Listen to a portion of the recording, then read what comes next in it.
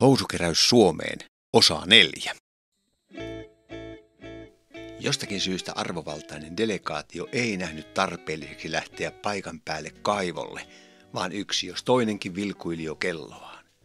Kaikilla tuntui olevan erittäin kiire, joten sovittiin, että Lipu hoitaa raportin eteenpäin Masalle ja hän toimittaa sen ministeriön VT-johtaja Anskulle, joka puolestaan lähettää raportin EU-hun Kisselle, joka puolestaan hoitaa raportin YK:hon Donille, joka resurssoi kaivon korjauksen yhdessä vastuullisen tahon eli Suomen kanssa. Lipu koordinoi viestintää. Budjetti haluttiin rajata tiukasti ja katto olisi $5 miljoonaa. Näin päätettiin ja seurue poistui paikalta vierailulahjojen jaon jälkeen bussiin ja suoraan Dar es Salaamiin. Neuvottelujen aikana Putte oli heittänyt läppää parin turvamiehen ja bussinkuljettajan kanssa. Hän oli opiskellut Oxfordin yliopistossa taloustieteitä, joskin sosioekonomisten ja maantieteellisten seikkojen vuoksi loppututkinto oli jäänyt suorittamatta. Tyylitaju oli kuitenkin jäänyt. Tässä olisi hieno jäsen tikkakerhoon, sikäli kun se katsoisi kansainvälisen laajentumisen tarpeelliseksi. Niinpä Putte haki hänelle laatikollisen talon huippuviinejä. Yhtä paljon kuin häntä kiinnosti talon vuosikertaviinit, hän oli kiinnostunut toisen vartijan aseesta. Se oli ilmiselvä RK-62. Putte pyysi saada tarkastella asetta tarkemmin ja niin hän tekikin etsien siitä sarjanumeroa tai valmistajan nimeä. Ne oli hangattu näkymättömiin, mutta varmasti ase oli se, joksi hän sen tiesi. Hänen palvelusaseensa armeijassa oli ollut juuri tämä malli. Kyllä hän oman morsiamensa tunsi. Varmatoiminen ja tarkka kertatulella ja tehokas sarjoissa. Yleinen kaliberi 7,62, johon ammuksia sai edullisesti. Lipas tyhjeni vain käytössä liian nopeasti.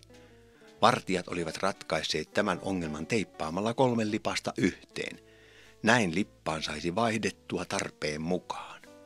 Sotamies Putte ei onneksi ollut tarvinnut tätä nokkeluutta koskaan. Vartijat lupasivat lähteä aamulla Puteen mukaan vedenottamolle. Siellä Putte voisi muistella armeija-aikoja ja täristää muutaman sarjan. Aamu valkeni aurinkoisena, joskin ilmassa oli pientä utua ja muovin katkua. Se kertoi jätehuollon toimivuudesta.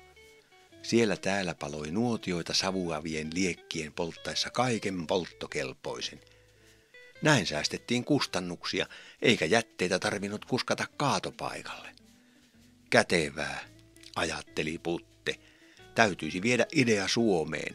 Nadja saisi alkaa heti valmistelemaan taloyhtiössä asiaa. Jo vuoden säästöllä voitaisiin ostaa osakkaille uudet lautasantennit ja valvontakamerat. Autonkuljettaja Mugeancho hehkutteli hiaseaan käymään. Moguroza Jabunese istui kyläpäällikkö Etsenare Benjajon ja eilisten turvamiesten kanssa lavalla. Putte pääsisi koppiin ja olisi siten hieman pölyltä suojassa. Se sopi Putelle, sillä kuiva ulkoilma saisi kurkun kuivamaan kriittiselle tasolle. Meno oli melko kuoppaista ja kuivaa, mutta vartin päästä oltaisiin perillä Puteen yrittäessä selvittää kokonaistilannetta. Vedenottamo oli reilun kokoinen vesiposti. Sen edessä kiemurteli satojen metrien pitkä jono vedenhakijoita. Puttea oli selvästi odotettu. Ikäloppu 3-pyttyinen Perkins puski mustaa savua ja kitkua pyörittäen vesipumppua, joka nosti kaivosta vettä ylös. Pumppupuoli näytti toimimaan mitenkuten, mutta tuuman ja vartin 3 tuloputkesta ei tullut vettä lainkaan. Vesi tulvi jonnekin vesipostin alle muodostaen pienen mutaisen vesilampareen lähistöllä olevaan notkoon. Sitä itsepintaisesti puolusti pari leopardia estäen muiden janoisten pääsyn lammikolle. Puttea vähän arvelutti mennä vesipostille, mutta turvamiehet lupasivat hoitaa asian, jos silmille alettaisiin hyppiä. Putte ahtautui sisälle tulikuumaan vesipostiin ja tarkkaili tilannetta. Vesipumppu pyöri ja imupuoli toimi, joten kamelin paskasta ei näyttänyt olevan kysymys. Sen sijaan painepuolin jakoventtiili vuoti, joten vesi ei päässyt varsinaisiin jakoputkiin. Nyt pitäisi saada kunnon putkipihdit ja virvokkeita. Samalla oli hieman aikaa ihmetellä meininkiä. Vedenhakijat odottivat rauhallisena, turvamiehet tupakoivat, autonkuljettaja nukkui ja muukin seurue oli odottavalla kannalla. Mistään kriisistä ei näyttänyt olevan tietoakaan. Ei siis oltu epämukavuusalueella. Jos täältä ei saisi vettä, niin muualta kyllä sitä voisi kätevästi kantaa, koska oli sopivia astioita. Putkipihdit kädessään Putte könysi takaisin vesipostin sisälle ja sammutti kitkuavan ja jyrisevän moottorin painaen peukalolla punaisesta napista. Kone sammui ja vedentulo lakkasi. Ensin näytti siltä, että jakoventtiilin tuloliitin olisi haljennut, kuten joskus käy. Vika oli kuitenkin toinen. Tuloliittimen mutterin kiristys oli pettänyt tai jäänyt kokonaan kiristämättä. Lemusen tumppi oli kuulemma ollut täällä hommissa, joten miehen vapaa-ajan harrastukset tuntien Putte ei ihmetellyt asiaa. Putte kiristi liittimen ja käynnisti Perkinsin painaen nyt peukalollaan vihreästä napista. Lämmin kone jyrähti käymään. Samalla hetkellä alkoi valtava meteli, johon sekoittui RK-62 aseen kipakkasarja. Vesipostin sisään ei nähnyt mitään, mutta tultuaan ulos Putte näki, kuinka kansa rynni vesipostille vettä hakemaan. Kaos oli melkoinen ja kyläpäällikkö Etzenare Ben Jaajo katsoi viisaimmaksi häipyä. Olihan tehtävä jo suoritettu ja Putte ansaitsisi sankarin juhlan kotikylässä. Turvamiehet heittivät kuolleen leopardin auton lavalle. Se oli kuulemma hyppinyt silmille. Maassa maan tavalla, ajatteli Putte. Kylään oli jo kiirinyt tieto Puten sankaruudesta, niinpä siellä oli valmisteilla juhla. Kanoja ja vuohia oli teurastettu reippaanlaisesti iltaa varten. Matkalla kylään Putte havaitsi suuren markkinatorin. Hän halusi poiketa sinne ostaakseen Nadjalle tuliaisia. Hän varmaankin jo odotteli Putteaan kotiin kertoakseen uutiset kerhon tilanteesta ja muutenkin, kuten tiedetään, hajuveden tuoksuisena. Tori oli valtava ja täynnä elämää. Oli vaatteita, eläimiä, elintarvikkeita ja melkein mitä vain, mitä ihminen voi tarvita. Yksi seikka vei kuitenkin Puten mielenkiinnon ja ymmärryksen. Ikivanhan rekan sivukylki oli auki ja sinne lastattiin housuja. Uusia, siistejä ja epäilemättä kiinalaisten lisenssillä Afrikassa valmistettuja. Pitkä ihmisjono vaatesäkit harteillaan jonotti rekan luokse pääsyä ja vapautumistaan kantotaakasta. Varsinainen pommi oli kuitenkin, kun rekan kyljessä oli kyltti: housukeräys Suomeen. Kaiken kokenut Putte ei yleensä hämmästynyt mistään, mutta nyt kuumuudessa kuivuneesta kurkusta kuului kummallista kähinää. Mistä on kysymys? Kysyi hän jonkinlaiselta tilannetta valvovalta aseistetulta nokkamieheltä. Koska Putte oli torin ainut värillinen, ei hän aiheuttanut mitään pelkoa, ainoastaan kiinnostusta. Miehen nimi oli Rumbolo Eimatu. Hän kertoi, että hänen tuttavansa serkku oli käynyt Suomessa ja kohdannut runsaasti resuisissa farmareissa vaeltavia ihmisiä, jopa muutoin sivistyneen oloisia. He olivat olleet pääasiassa parrakkaita, vaikka olikin ollut kesä.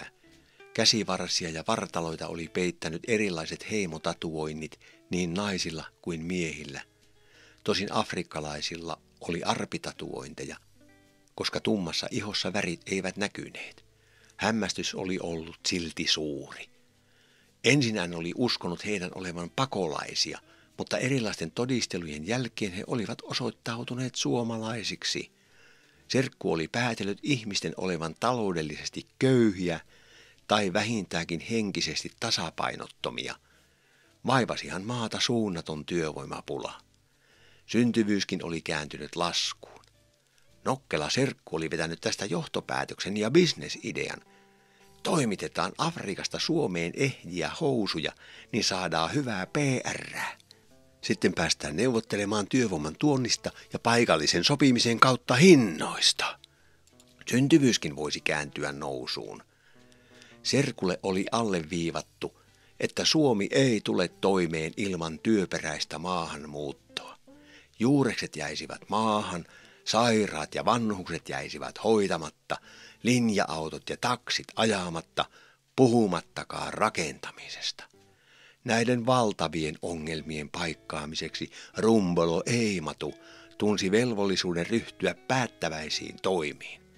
Samalla maksettaisiin kiitollisuuden velkaa runsaasta kehitysavusta. Nyt olisi Afrikan vuoro auttaa kuihtuvia kansakuntia. Hänen kauttaan tulisi Suomeen satoja tuhansia kilpailukykyisiä työntekijöitä. Sitten he palaisivat kotiin ja uusi ryhmä korvaisi heidät. Heikäläisillä ei ollut pienintäkään halua asettua vieraalle maalle. He olivat isänmaallisia äitimaan lapsia.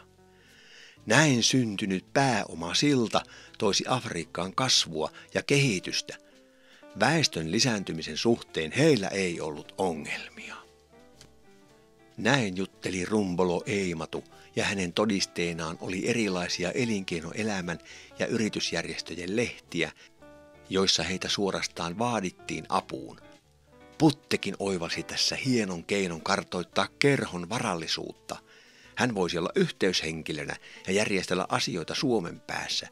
Nadia tietenkin voisi tykätä huonoa, jos venäläiset ja virolaiset syrjäytettäisiin, mutta se riski oli otettava, eikä markkinavoimia voinut estää. Rumbolo Eimatu vakuutti heidän olevan erittäin kilpailukykyisiä. Rekka täyttyi housusta siihen tahtiin, että Putella ei ollut mitään syytä epäillä tätä. Puten saama shokki oli niin valtava, että turvamiehet joutuivat kantamaan hänet baariin. Edzenare Ben Jaajo kantoi pöytään jääkylmää olutta, ja parin tuopillisen jälkeen Puten tajunta alkoi palata. Olihan hän nähnyt resuisen rähjäluukin tulon jopa bisnespukeutumiseen. Jopa parrakkaiden puliukkojen viljelemä V-tyyli oli saavuttanut ulkoista ja auditiivista yleisyyttä niin bisnespalavereissa kuin urheiluväen keskuudessa. Vaikka hän itse korrektina herrasmiehenä vierasti näitä, hän oli salakavaalisti turtunut ilmiöön. Tarvittiin afrikkalainen näkijä, joka näki vallitsevan tilanteen ja suunnan.